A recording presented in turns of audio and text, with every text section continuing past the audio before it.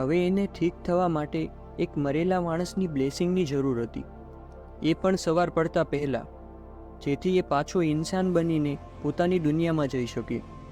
ત્યાં એની દાદીની દાદી આત્માનો બ્રિજ ન તો પાર કરી શકે છે અને ન તો ઇન્સાનની દુનિયામાં જઈ શકતી હતી. મિગેલને એમની બ્લેસિંગ જોઈતી હતી, જે કોકોની મધર હતી. એ મિગેલને ફૂલ દેવાની સાથે કહે છે કે ક્યારેય મ્યુઝિકને યાદ ન કરતો. એ ફૂલ હાથમાં લેતા જ શ્રાપ તૂટી ગયો અને પાછો ઇન્સાન બની ગયો.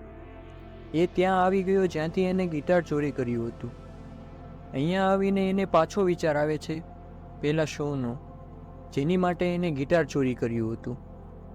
જેવો એ પાછો ગિટાર ચોરી કરે છે તેઓ એ પાછો આત્માની દુનિયામાં પહોંચી જાય છે, કારણ કે એને મરેલા માણસની વસ્તુને પાછી ચોરી કરી હતી, જેનાથી શ્રાપ પાછો લાગી ગયો.